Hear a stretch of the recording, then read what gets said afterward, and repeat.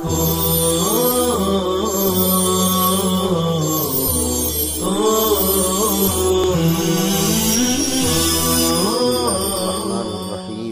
اللہ وسلم علی نبینا و مولانا محمد وعلی آلہ وصحابتہ ومن تبعہم بإحسان الی یوم الدین وبعد۔ کتاب عشرت النساء کے بعد سنن نسائی کا درایتی باب ہے کتاب الزینت سے متعلق من السنن الفطرہ، فطری طریقوں فطری سنتوں کا بیان، جن میں مسواک، کلی کرنا، ناخن تراشنا، لبیں لینا،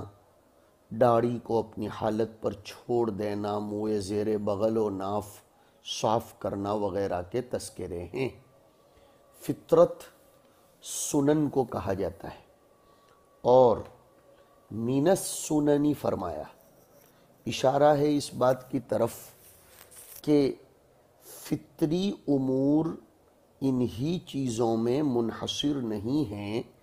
جیسا موقع ہوتا تھا نبی پاک علیہ السلام ان امور کو ذکر فرماتے تھے، لہٰذا طلباء کو اور سامعین کو سمجھنا چاہیے کہ فطری امور کو ان چیزوں میں محدود نہ سمجھیں۔ جیسے استاذ کبھی نصیحت کرتے ہوئے کہتے ہیں کہ 2 باتیں بہت ضروری ہیں، کبھی کہتے ہیں 5 باتیں بہت ضروری ہیں، کبھی کہتے ہیں 10 باتیں بہت ضروری ہیں، کبھی یہ چیزیں تو کبھی وہ چیزیں، مقصود انحصار نہیں ہوتا۔ کلام نبوت میں بھی یہی معاملہ ہوگا۔ روایت اسحاق ابن ابراہیم کے حوالے سے عن عائشہ رضی اللہ عنہا عن رسول اللہ صلی اللہ علیہ وسلم قال عشرۃ من الفطرۃ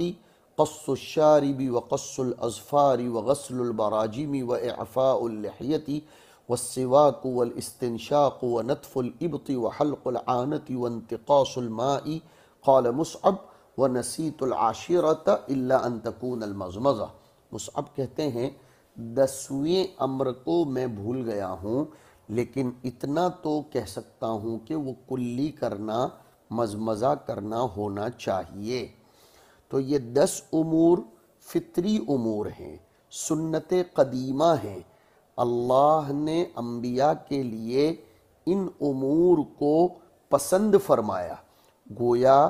یہ جبلی اور فطری امور ہیں جن پر انسانوں کو پیدا کیا گیا ہے۔ اس سلسلے میں باتیں ابو داؤد شریف میں گزر چکی ہیں، اسی ترجمۃ الباب کے ضمن میں آنے والے امور سے متعلق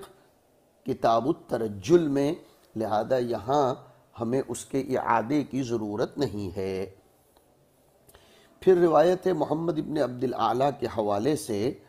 فرماتے ہیں سمعت طلقا یذکر عشرۃ من الفطرۃ السواک وقص الشارب وتقلیم الاظفار وغسل البراجم وحلق العانۃ والاستنشاق وانا شککت فی المضمضہ۔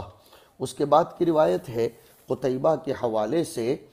عن طلق بن حبیب قال عشرۃ من السنۃ، دیکھو کہیں من الفطرۃ اور کہیں من السنۃ، یہ ہے الحدیث یفسر بعضہ بعضا، پتہ چلا کہ سنت سے مراد فطرت اور فطرت سے مراد سنت ہے۔ السواک وقص الشارب والمضمضۃ والاستنشاق وتوفیر اللحیہ، وہاں تا اعفاء اللحیہ، اس کی تفسیر یہاں آ گئی کہ توفیر اللحیہ داڑھی کو بڑھانا، وقص الاظفار ونتف الابط والختان وحلق العانۃ وغسل الدبر،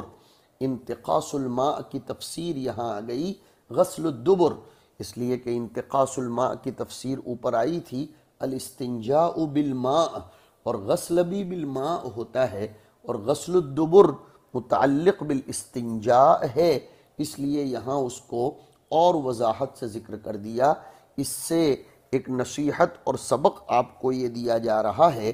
کہ ترجمۃ الباب کے ضمن میں آنے والی تمام روایات کو آپ دیکھ لیا کریں تاکہ ایک روایت میں آنے والا ابہام، اس کا اغلاق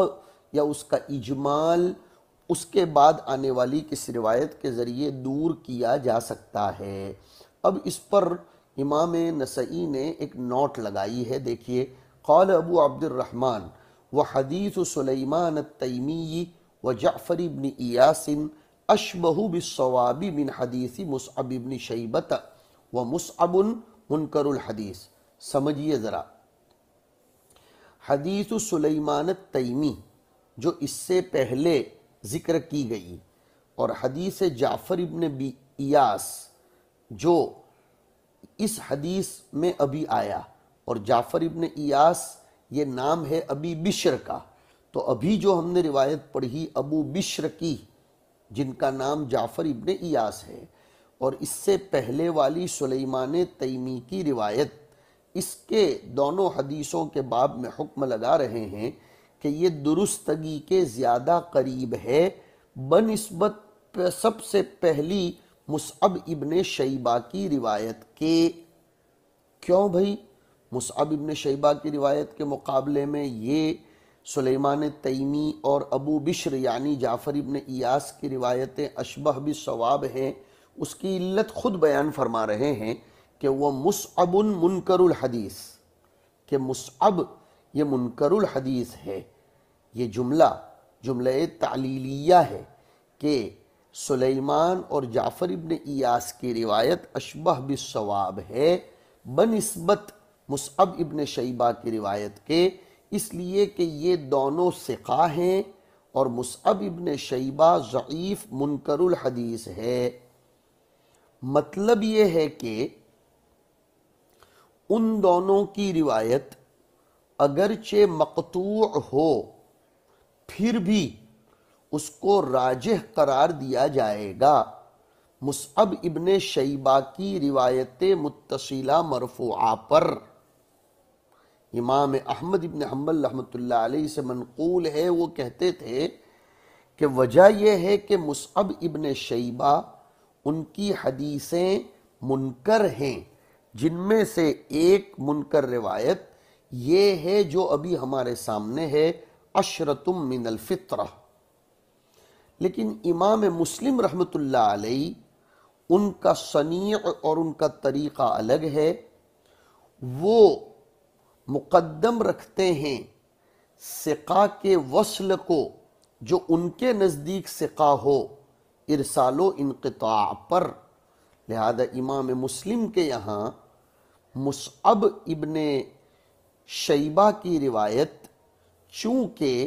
متصل ہے اور مصعب ابن شیبہ ان کے یہاں ثقہ ہے، لہذا ان کے یہاں مصعب ابن شیبہ کی روایت مقدم ہے بنسبت سلیمان تیمی اور ابو بشر کی روایت کے۔ حافظ ابن حجر رحمۃ اللہ علیہ فرماتے ہیں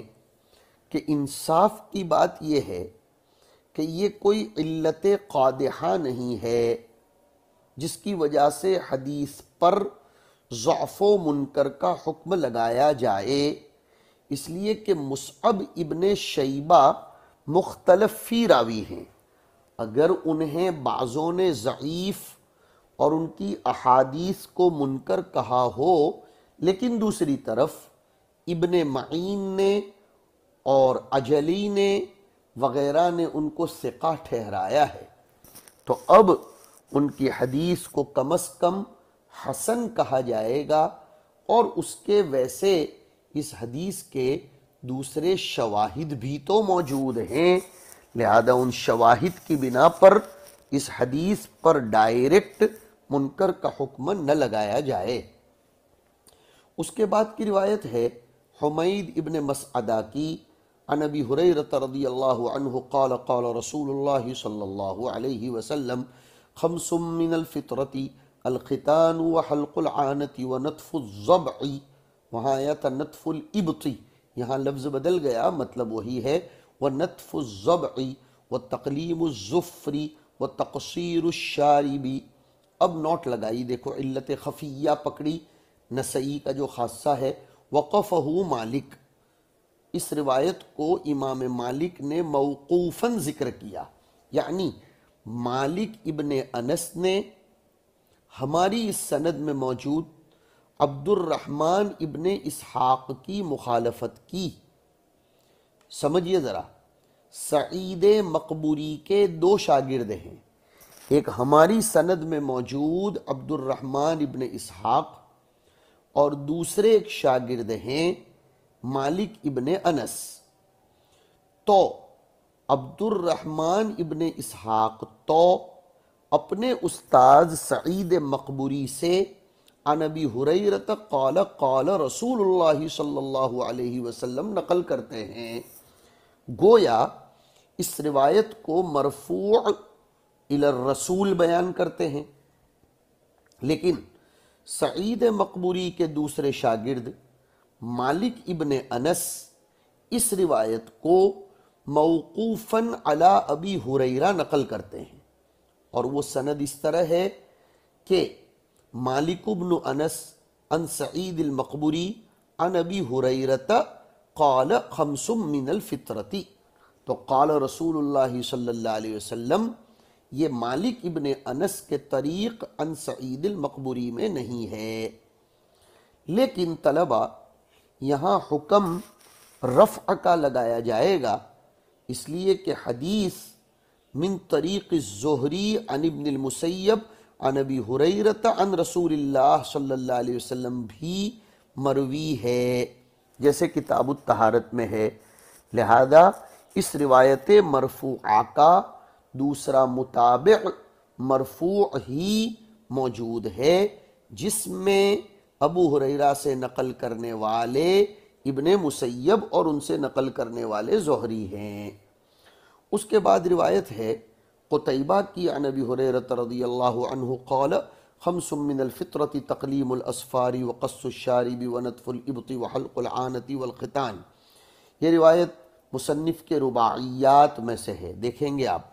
کہ مصنف کے استاذ قتیبہ ایک، ان کے استاد مالک دو، ان کے استاد مقبوری تین، اور ان کے استاد ابو ہریرہ ہیں، اور پھر حضور تک گئی، گویا امام نسائی میں اور سرکار دو عالم صلی اللہ علیہ وسلم نے صرف واسطے ان دونوں کے درمیان چار ہیں، اس اعتبار سے اس حدیث کو رباعی کہا جائے گا۔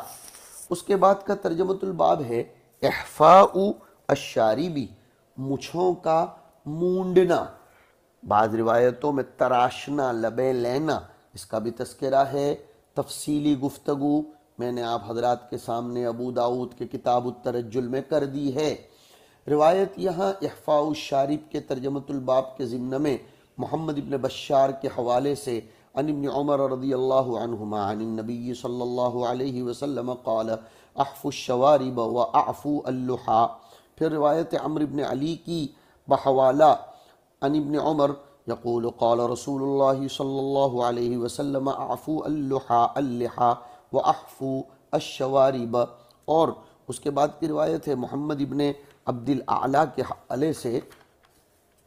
جو روایت ہے عن زید بن ارقم رضی اللہ عنہ قال سمعت رسول اللہ صلی اللہ علیہ وسلم یقول من لم یأخذ شاربہ فلیس منا۔ اس کے بعد کا ترجمۃ الباب ہے الرخصۃ فی حلق الرأس،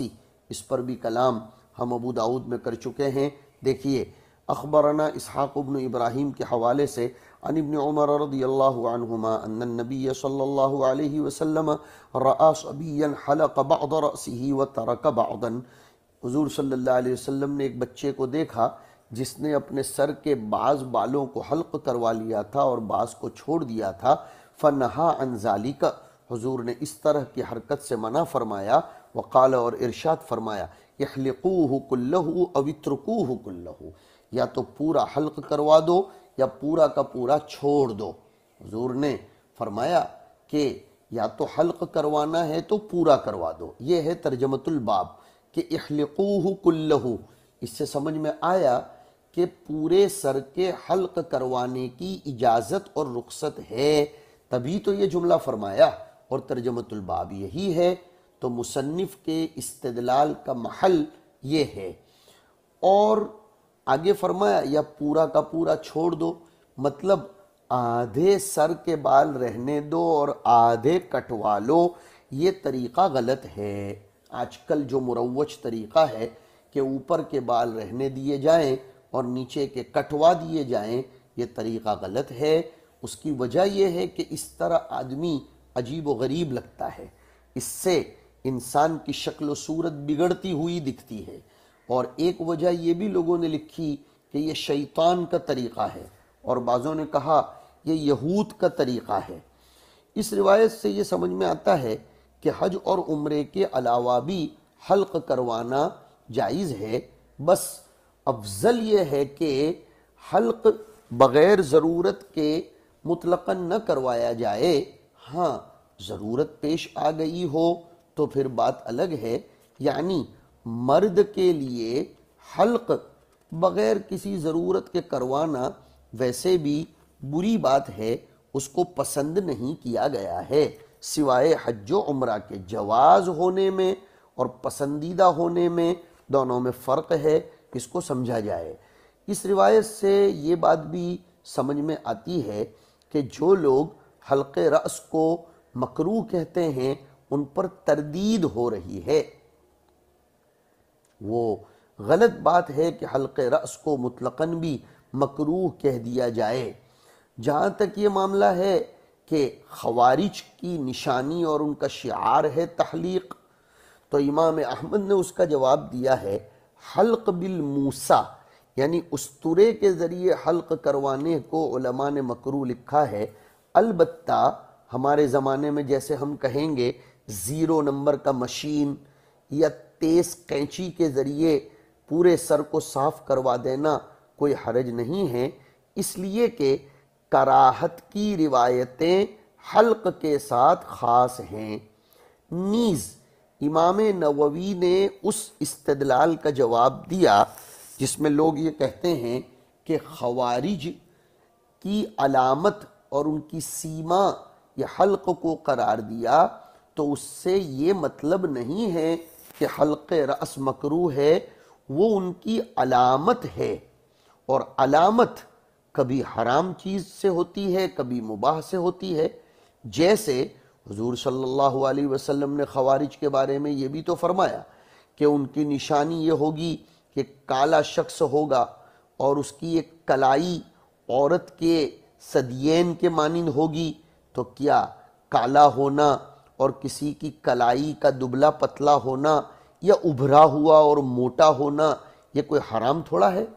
تو جیسے یہ حرام نہیں ویسے حلق کروانا بھی حرام نہیں سمجھا جائے گا۔ تو اس کو اچھے طریقے سے یاد رکھنا چاہیے۔ اس کے بعد کا ترجمۃ الباب ہے النہی عن حلق المرأة رأسها، کہ عورت اپنے سر کے بال نہیں منڈوا سکتی۔ مرد کے لیے سر کے بال کا منڈوانا یہ جائز قرار دیا گیا ہے، لیکن عورت کے لیے سر کے بال منڈوانا جائز نہیں ہے، حرام ہے۔ حضور صلی اللہ علیہ وسلم نے عورتوں کو سر کے بال منڈوانے کے بارے میں شدت سے منع فرمایا ہے۔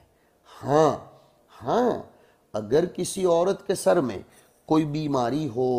یا سخت عذر پیش آ جائے تو بقدر ضرورت منڈوانا جائز ہے۔ علامہ شامی نے تو لکھا ہے کہ اگر کوئی عورت اپنے سر کے بال کٹواتی بھی ہے تو وہ گنہگار ہوگی اور ملعون ہوگی۔ آج کل بالوں کے سلسلے میں عورتوں میں جو فیشن عام ہو رہی ہے اور عورتیں ہپی کٹ، ہیروئن کٹ بنواتی ہیں، کٹواتی ہیں، یہ ناجائز اور حرام ہے۔ اس میں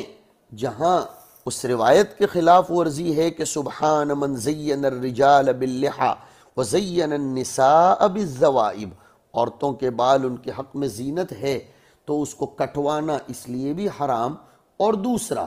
عورتوں کا سر کے بال کٹوانا اس میں فلمی اداکاروں اور مغربی تہذیب کے نمائندوں کی نقالی ہے، فاسق فاجر عورتوں کی مشابہت ہے، اور حدیث میں آیا کہ من تشبہ بقوم فہو منہم، ہاں ایک مسئلہ اور سن لیجئے، بالوں کو ایک مقدار اور ایک جیسا سائز میں برابر کرنے کے لیے بھی کاٹنے کی اجازت نہیں ہے، اس لیے کہ بال قدرتی طور پر چھوٹے بڑے ہوتے ہیں، یہ کوئی عیب نہیں ہے۔ لہذا صاحب فتاوی رحیمیہ نے لکھا کہ عورت کو چاہیے کہ بال کاٹنے سے وہ پرہیز کرے، گریز کرے۔ لمبے اور گھنے بال عورتوں کے لیے زینت کا سبب ہیں۔ آسمانوں پر فرشتوں کی تسبیح ہے جو میں نے سنائی کہ پاک ہے وہ ذات جس نے مردوں کو داڑھی کے ذریعے زینت بخشی اور عورتوں کو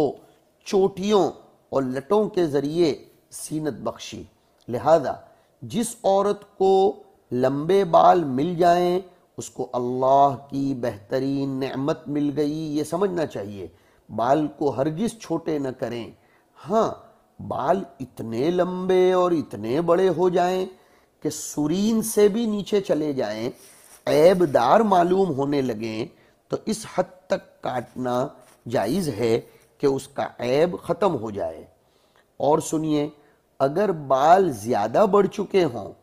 تو مزید بڑھانے کے لیے بالوں کے پھٹے ہوئے سرے کا کاٹنا جائز نہیں ہے، لیکن اگر بال چھوٹے ہوں اور ان کے سرے پھٹ چکے ہوں تو بال بڑھانے کی نیت سے معمولی مقدار میں پھٹے ہوئے سرے کاٹنے کی اجازت ہے۔ عورت کے لیے فلمی انداز میں فیشن کے طور پر بال کٹوانا شوہر کی خوشنودی کے لیے بھی جائز نہیں ہے۔ شوہر کی خوشنودی کے لیے بھی زیب و زینت اتنی ہی کی جائے گی جتنی شریعت نے اجازت دی ہے۔ اشارہ کر رہا ہوں، سمجھیے، شوہر کو خوش کرنے کے لیے بے پردگی کرنا جائز نہیں ہے، شوہر کو خوش کرنے کے لیے تصویریں کھنچوانا جائز نہیں ہے، تو پھر عورت کے لیے بطور فیشن اپنے شوہر کو خوش کرنے کے لیے بھی بال کٹوانا جائز نہیں ہے، کیونکہ عورت کے لیے بالوں کا کٹوانا حرام اور گناہ ہے، اور حدیث شریف میں گناہ کے کاموں میں شوہر کی اطاعت ناجائز اور حرام بتائی گئی ہے۔ لا طاعت لمخلوق، کوئی بھی مخلوق ہو، شوہر ہو کوئی بھی ہو، اس کی اطاعت نہیں کی جائے گی فی معصیت الخالق۔ لہذا عورت شوہر کے کہنے سے بھی اپنے بال نہ کٹوائے۔ عورتوں کے لیے بہتر ہے کہ وہ اپنے بال باندھے رکھے، چاہے تو بال گوندھ لیں یا چوٹیاں ڈال لیں، دونوں صورت میں اس کو اس کی اجازت دی جائے گی۔ حضرات صحابیات رضی اللہ عنہن یہ اکثر اپنے بالوں کو باندھ کر رکھتی تھیں، اور اس میں ویسے سطر کا لحاظ بھی زیادہ ہو جاتا ہے، لہذا یہی طریقہ بہتر ہے۔ آج کل جو طریقہ نکل پڑا ہے کہ عورتیں اپنے بالوں کو کھلا رکھنا زیادہ پسند کرتی ہیں، یہ طریقہ درست نہیں ہے۔ سر کے بالوں کو لپیٹ کر سر کے اوپر جوڑا باندھنا جائز نہیں ہے۔ حدیث شریف میں ایسی عورتوں پر سخت وعید آئی ہے کہ ان کو جنت کی خوشبو بھی نصیب نہیں ہوگی، مگر ہاں اگر کوئی عورت سر کے بالوں کو جمع کر کے گدی پر جوڑا باندھے تو جائز ہے، بلکہ نماز کی حالت میں تو یہ بہتر ہو جائے گا، اس لیے کہ یہ طریقہ بالوں کو چھپانے میں معاون ہے، اس لیے یہ دوسرا طریقہ جائز ہے۔ اب چھوٹی بچی کے سر کے بال کٹوانے کے باب میں بھی آپ طلباء کو معلوم ہونا چاہیے۔ چھوٹی بچی یا 7 سال سے کم عمر کی بچیوں کے لیے بال کی حفاظت اور تندرستی کی خاطر بالوں کو کم کرنا یا منڈوانا جائز ہے، کیونکہ چھوٹے بچوں کے لیے بالوں کو سنبھالنا مشکل ہو جاتا ہے، مگر پھر بھی بہتر تو یہ ہے کہ نہ کٹوائے جائیں، اور 7 سال کی عمر سے بڑی بچیوں کے لیے بال حفاظت اور صحت کی خاطر بھی کاٹنا یا منڈوانا جائز نہیں ہے، تاکہ وہ بالوں کو کٹوانے یا کم کروانے کی عادت نہ ڈال دے۔ ہاں کوئی سخت عذر پیش آ جائے تو منڈوانا یا کٹوانا جائز ہے۔ اس سے پہلے ابو داؤد شریف میں اور بھی احکام آئے تھے کہ اپنے بالوں کے ساتھ دوسرے انسانی بالوں کو جوڑنا اور لگانا ناجائز اور حرام ہے۔ حضور نے ایسی حرکت کرنے والیوں پر لعنت فرمائی ہے، اور اپنے بالوں کا نقص چھپانے کے لیے اور بالوں کو لمبا ظاہر کرنے کے لیے غیر انسانی یا مصنوعی آرٹیفیشل بال لگانا یہ جائز ہے۔ لہذا شرعی حکم یہ ہے کہ وہ عورت مذکورہ غرض سے غیر انسانی اور مصنوعی بال لگا سکتی ہے، اور اپنے بالوں کے ساتھ زینت کے خاطر یا بالوں کی حفاظت کی خاطر ایسی مصنوعی چیزیں بھی لگا سکتے ہیں، جیسے ریشم، نائلون، کپڑا، ریبن وغیرہ، جیسے کہ میں نے اس کو سمجھایا تھا۔ عورتیں چمڑے کی آرٹیفیشل چیزیں بھی اپنے بالوں میں لگا سکتی ہیں، شرط یہ ہے کہ خنزیر کا چمڑا نہ ہو۔ اس کی بھی یعنی خنزیر کے علاوہ کی چمڑے کی چیزیں بالوں میں لگانے کی اجازت ہے۔ اپنے سر کے گرے ہوئے بالوں کو اپنی چوٹی میں لگانا فقہا نے مکروہ قرار دیا ہے، لہذا عورتوں کو چاہیے کہ وہ اپنے گرے ہوئے بالوں کو دوبارہ سر میں نہ لگائیں۔ اسی طریقے سے کنگھی وغیرہ کے ذریعے عورتوں کے نکلے ہوئے بالوں کو کسی جگہ زمین میں دفن کر دینا چاہیے یا بہتے پانی میں ڈال دینا چاہیے۔ ویسے ہی عورتوں کو اپنے اترے ہوئے اور کٹے ہوئے بال پھینک دینا جائز نہیں ہے، کیونکہ عورت کے بال بھی سطر ہیں۔ جس طرح جسم سے لگے رہنے کی صورت میں ان بالوں کا دیکھنا غیر محرم کے لیے حرام ہے، اسی طرح جسم سے جدا ہونے کے بعد بھی ان بالوں کو غیر محرم کے لیے دیکھنا حرام ہے۔ لہذا اکھڑے ہوئے نکلے ہوئے بالوں کو محفوظ جگہ پر جمع کر دو، گھر میں کسی تھیلی میں ڈالتی رہو، موقع ملنے پر کسی جگہ زمین میں دفن کر دو یا بہتے پانی میں بہا دو، ورنہ غیر محرم کی نظر پڑنے کی وجہ سے گنہگار ہوں گی۔ اور اسی طرح بعض روایتوں کے بموجب ان بالوں کے اوپر جادو بھی ہوتا ہے۔ شہر میں رہنے والی عورتیں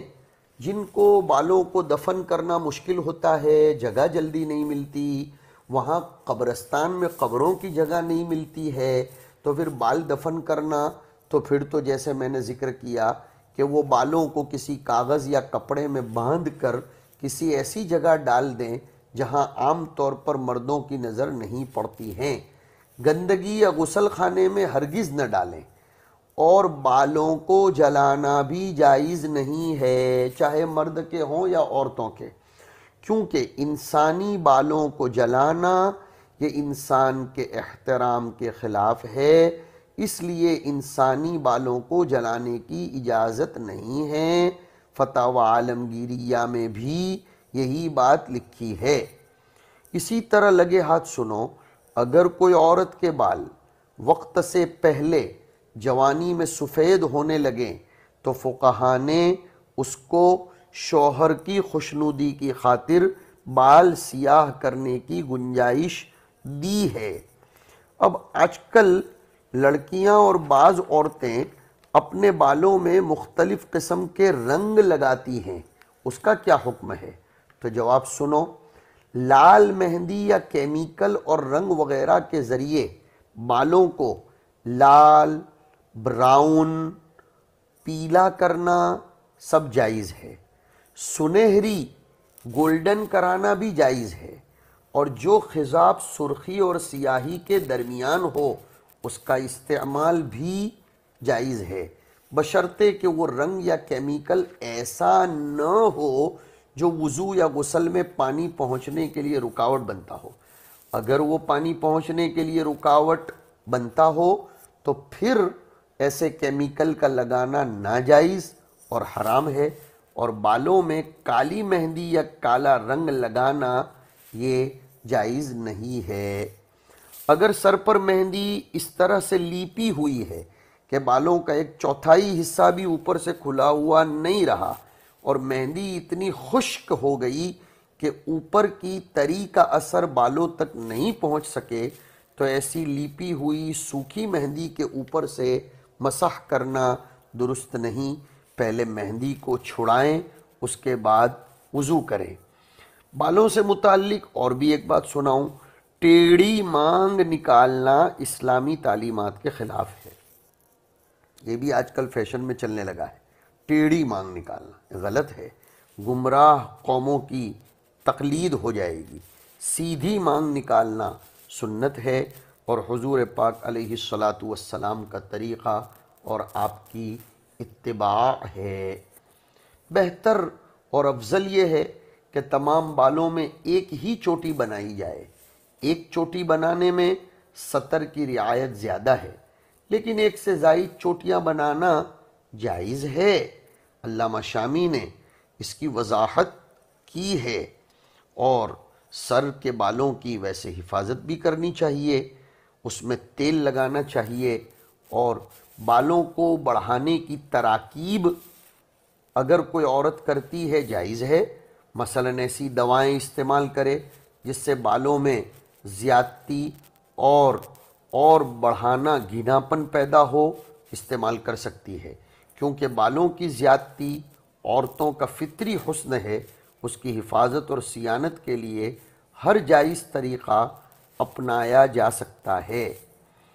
ضعیف اور بیوہ عورت کے لیے زینت اور خوشنمائی کم کرنے کے لیے کچھ بال تراش لے تو اس کی اجازت ہو سکتی ہے، جیسے قاضی ایاز، امام نووی، علامہ عثمانی وغیرہ نے اس کی اجازت دی ہے، لیکن شادی شدہ یا نوجوان عورتوں کو اس کی اجازت ہرگز نہیں ہے۔ بالوں کا کم کرنا ان کے لیے نہ حصول زینت کی خاطر جائز اور نہ ہی ترک زینت کے لیے، مطلب یہ ہے کہ ان کو مطلقاً اجازت نہیں ہے۔ لگے ہاتھ یہ بھی سن لو کہ کان پر نکل آنے والے بالوں کا کاٹنا، تراشنا دونوں جائز ہے، لہذا عورتیں جس طرح بھی ہو سکے کان پر نکلنے والے بالوں کو صاف کر دیں۔ بھووں کو نوچنا، باریک کرانا ناجائز اور حرام ہے۔ حدیث میں ایسی عورتوں پر حضور نے لعنت فرمائی، لہذا خواتین اور بچیوں کو چاہیے کہ وہ ایسے لعنت کا سبب بننے والے کاموں سے دور رہیں، ورنہ فیشن کی خاطر اللہ اور اس کے رسول کی طرف سے لعنت کی مستحق ہوں گی۔ ہاں، اگر بھووں کے بال غیر معمولی بڑھ گئے ہوں کہ پھر آنکھوں تک آ جائے، آنکھ میں تکلیف ہو، تو بقدر ضرورت کاٹے جا سکتے ہیں۔ یہ عمل تکلیف دور کرنے کے لیے ہے، لہذا الضرورات تبیح المحظورات کی خاطر جائز ہے۔ پلکوں کے بال نوچنا یا کاٹنا جائز نہیں ہے۔ حضور نے ایسی عورتوں پر لعنت فرمائی، لہذا عورتوں کے لیے اس سے پرہیز کرنا لازم ہے۔ دونوں ابروؤں کے درمیان کے بال کاٹنا جائز نہیں ہے، کیونکہ دونوں کا ملا ہوا ہونا کوئی عیب نہیں ہے۔ اسی طرح سنو، اگر عورت کو داڑھی یا مونچھ کے بال نکل آئیں تو ایسے بالوں کو اکھاڑنا یا صاف کر دینا افضل اور مستحب ہوگا، کیونکہ عورت کو داڑھی یا مونچھ کے بال نکل آئے تو اس میں مردوں کی مشابہت ہو جاتی ہے اور اس سے بچنا اس کے لیے ضروری ہو جاتا ہے۔ جب کسی عورت کے چہرے پر کثرت سے بال دکھائی دینے لگیں تو اس کی رنگت دھندلی معلوم ہونے لگتی ہے، اس کی وجہ سے شوہر کے دل میں اس کی نفرت آنے لگتی ہے، تو وہ اپنے چہرے پر کثرت سے بال اگے ہوں اس کو صاف کر سکتی ہے، تاکہ اس کا شوہر کسی دوسری کی طرف مائل ہو کر حرام کام میں مبتلا ہونے سے بچ جائے۔ سیاہ اور کالے روئیں کی رنگت بدل دینے کے لیے چہرے کا بلیچنگ کروانا جائز ہے، لیکن ایسی چیزوں میں ضرورت سے زیادہ انہماک نہیں ہونا چاہیے۔